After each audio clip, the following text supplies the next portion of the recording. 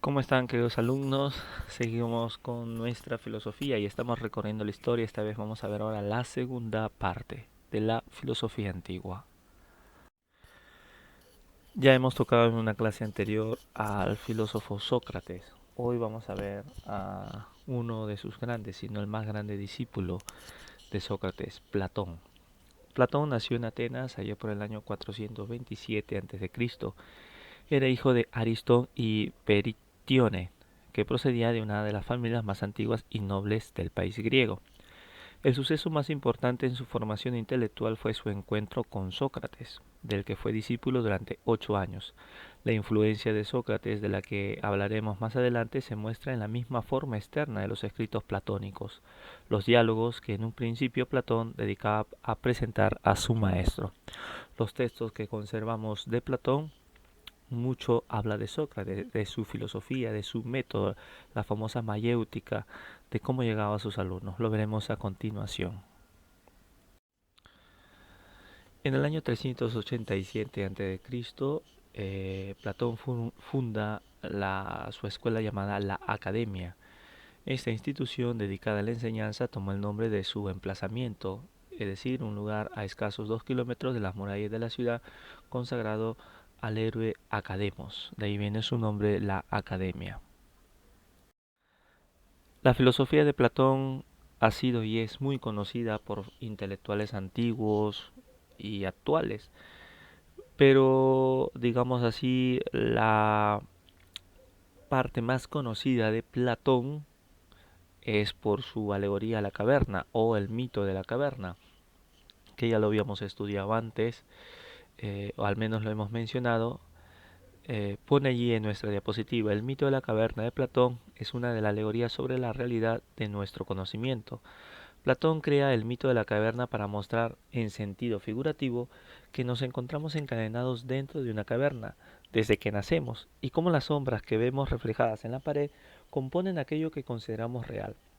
También usa esta alegoría para explicar cómo es para el filósofo y maestro guiar a las personas al conocimiento, es decir, a la educación, intentando liberarlas de las ataduras de la realidad de la caverna.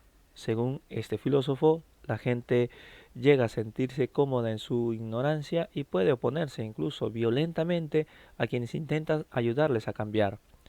El mito de la caverna se encuentra en el libro séptimo de la obra República de Platón, escrita ya por el año 380 a.C., y la importancia general también la encontramos de dicho mito en su obra La República. El mito de la caverna es un diálogo escrito por este filósofo Platón, en el que su maestro Sócrates y su hermano Glaucón hablan sobre cómo afecta el conocimiento y la educación filosófica a la sociedad y a los individuos. Es decir, este mito nace en la obra de Platón y escribe cómo Sócrates dialoga con su hermano Glaucón. En este diálogo, Sócrates pide a Glaucón que imagine un grupo de prisioneros que se encuentran encadenados desde su infancia detrás de un muro, dentro de una caverna. Allí un fuego ilumina al otro lado del muro y los prisioneros ven las sombras proyectadas por objetos que se encuentran sobre este muro, los cuales son manipulados por otras personas que pasan por detrás. Sócrates dice a Glaucón que los prisioneros creen que aquello que observan es el mundo real, sin darse cuenta de que son solo las apariencias de las sombras de esos objetos. Más adelante, uno de los prisioneros consigue liberarse de sus cadenas y comienza a ascender.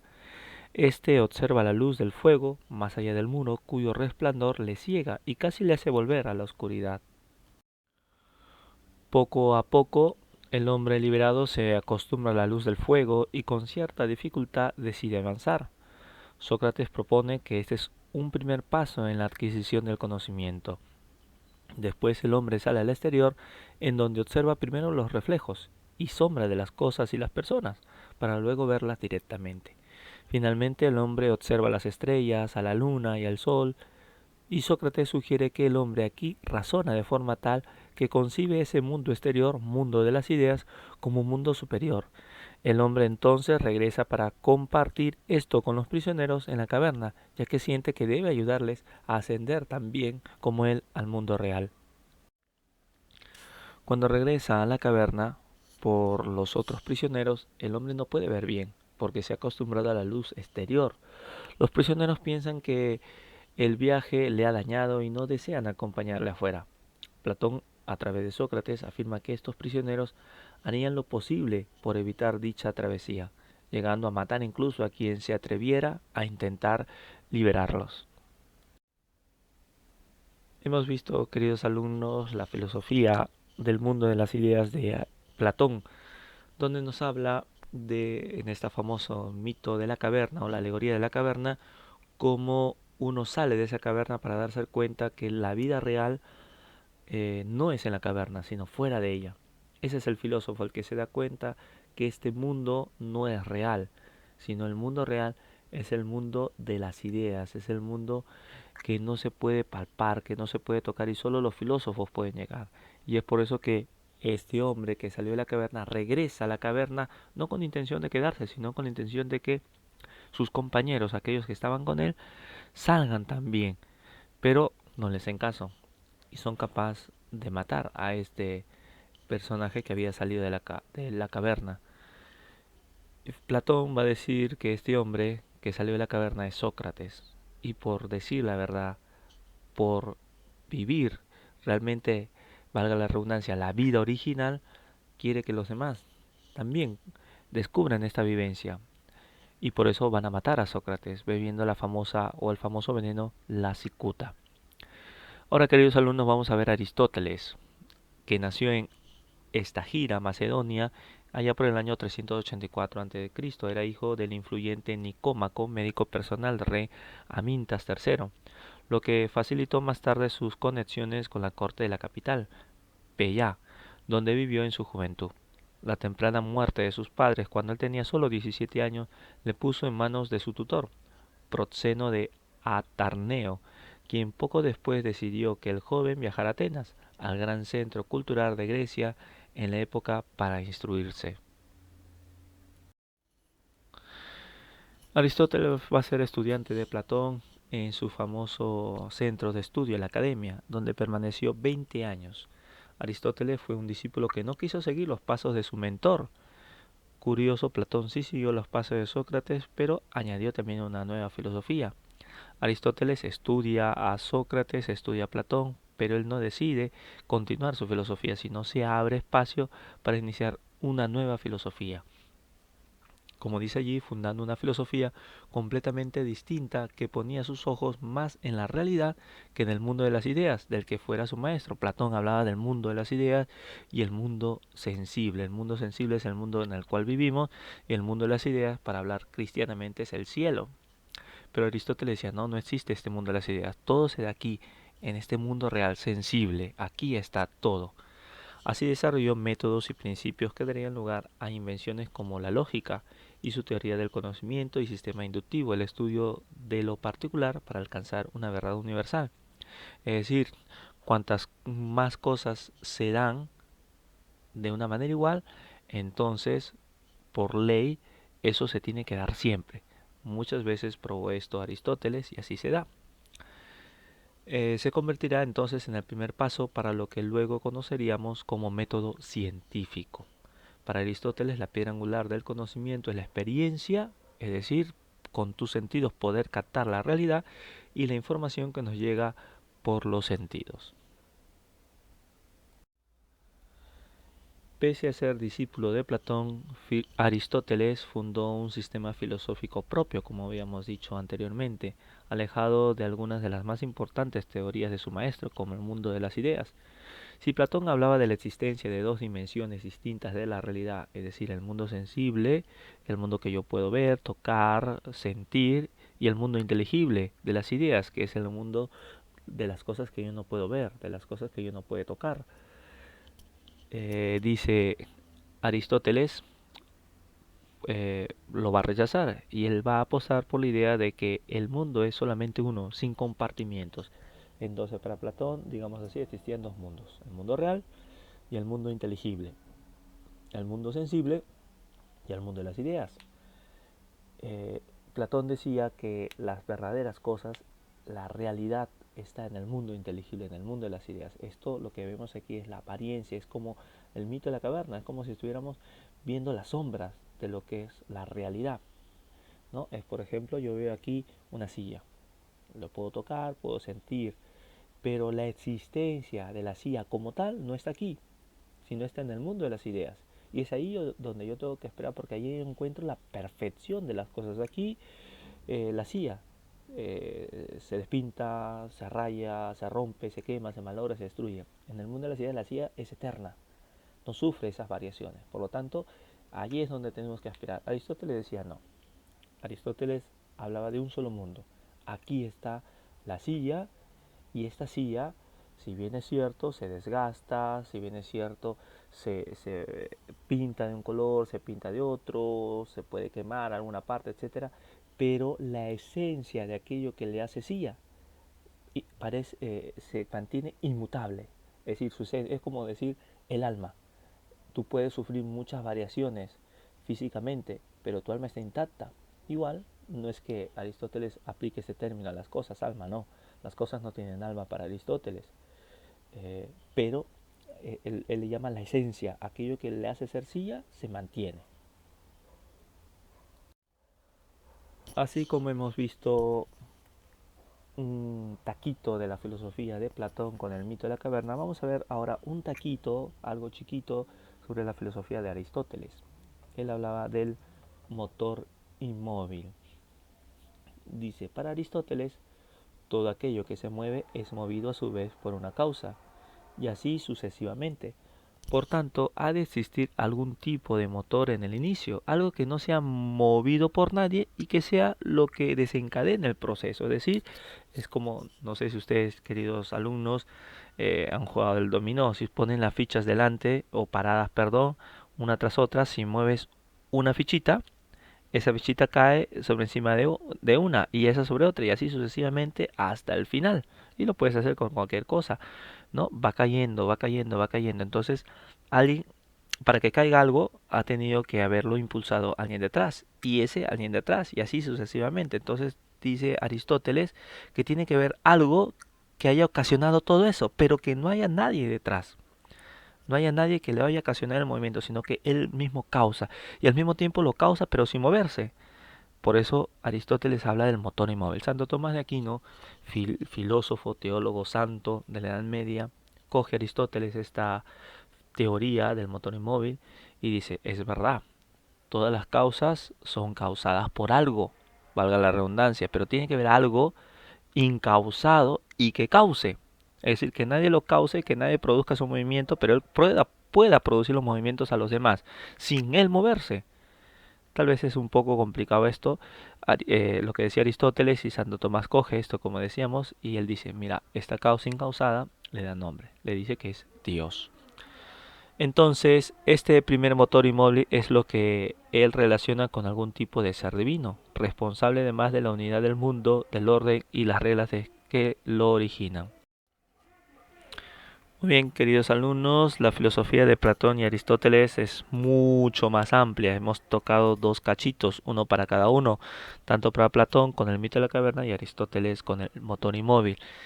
Yo cuando estudié la filosofía solamente un año estudié estos dos filósofos, incluido Sócrates, ¿no? Es muchísimo más y esto es, hay muchos libros sobre Sócrates y Platón y claro está, cada vez se hace más complicado leer a ambos filósofos, por eso hemos tocado estos dos puntos. Ahora, dentro de unos segundos van a observar ustedes dos videos, uno sobre Aristóteles y otro sobre Platón. Después de observar el primer video, quiero que respondas a estas interrogantes. ¿En dónde estudió Aristóteles? La tierra donde está situada, donde estudió Aristóteles. ¿Cómo clasificó las ciencias Aristóteles? ¿En qué año fue consejero de Alejandro Magno, Aristóteles? ¿Y cómo se llamaba la escuela que Aristóteles fundó? Luego vas a observar el siguiente video sobre el mito de la caverna de Platón y quiero que me respondas solo un interrogante. Según el video, ¿qué significa salir del mito de la caverna? Esto recuerden chicos, me lo pueden mandar por PowerPoint si desea o por Word y ya luego yo voy a revisarlo. Nos vemos en nuestra siguiente clase.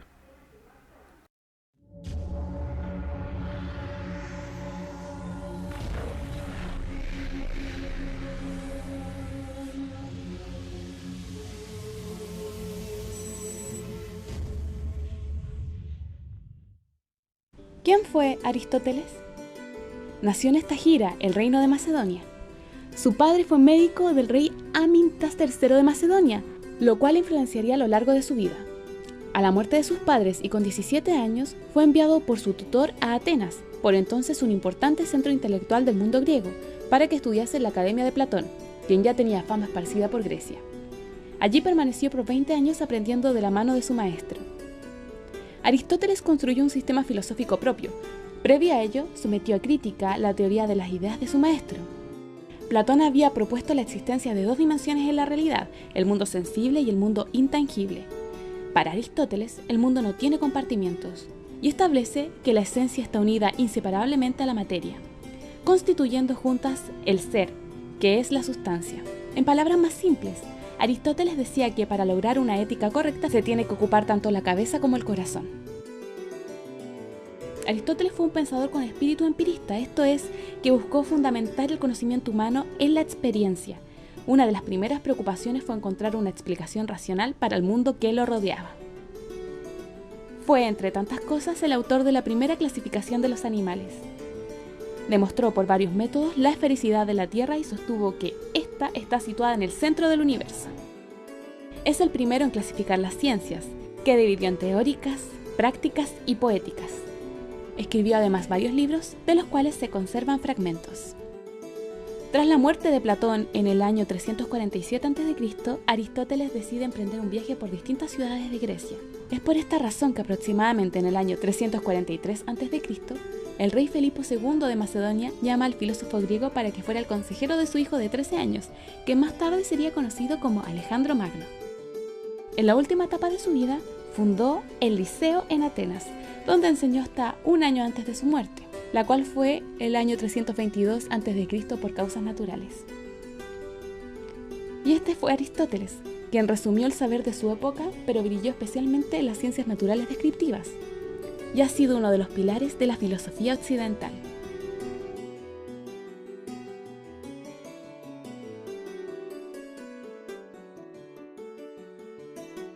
Hace ya unos largos 2400 años, Platón, uno de los grandes filósofos de la historia de la humanidad, escribió en su libro La República lo que conocemos como el mito de la caverna.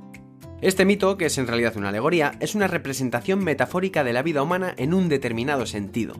En la alegoría se describe a varios prisioneros confinados dentro de una cueva desde su nacimiento, sin ningún conocimiento del mundo externo, atados de pies, manos y cabeza, de manera que no pueden moverse ni girar sus cabezas en ninguna dirección. Tan solo pueden mirar hacia la pared que se encuentra enfrente. Detrás se encuentra un pequeño muro, y detrás de este una hoguera. Las personas del exterior a veces se pasean por la caverna caminando entre el muro y el fuego, llevando con ellos todo tipo de objetos, de modo que el fuego hace que sus sombras se proyecten sobre la pared a la que miran los prisioneros. Estos, al no conocer otra cosa, creen que dichas sombras son las formas reales del mundo, su mundo. Un día, uno de los prisioneros es liberado y llevado fuera de la cueva.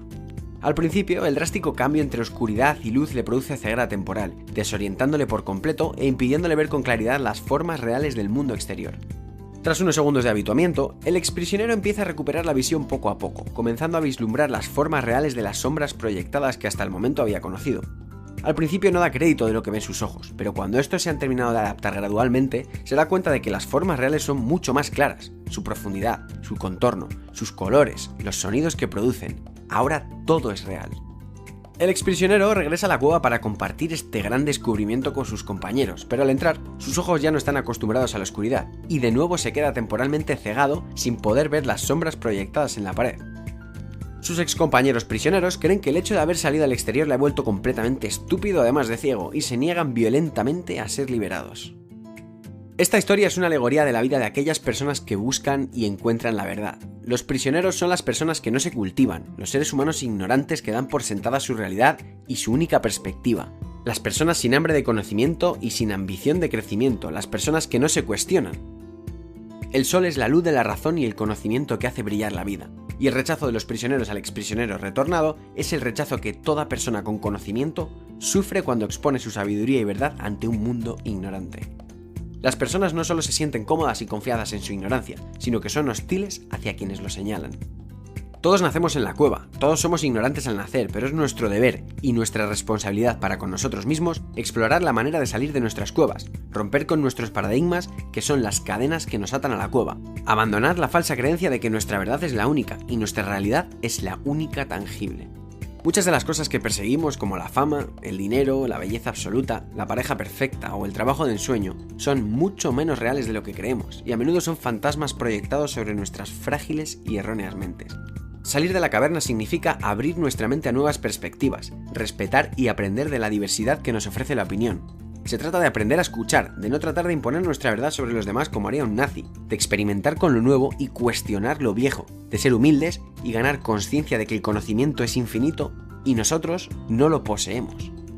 Cada vez que aprendes algo, cada vez que abres los ojos para mirar en una nueva dirección, es imposible volver atrás. Ya no puedes cerrar los ojos y hacer como si no hubiera pasado nada. No puedes ponerte una venda y hacer como que tal aprendizaje nunca ha existido, porque una vez lo conoces, ya es parte de ti.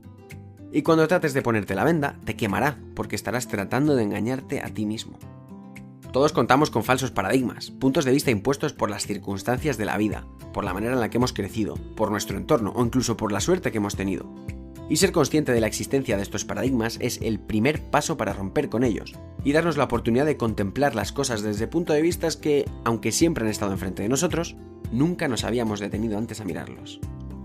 Así que para empezar por algún lado, yo, que en ciertos aspectos ya he salido de la caverna, regreso hoy a ella para decirte que he estado ahí fuera y sé con toda certeza que tú eres capaz de todo.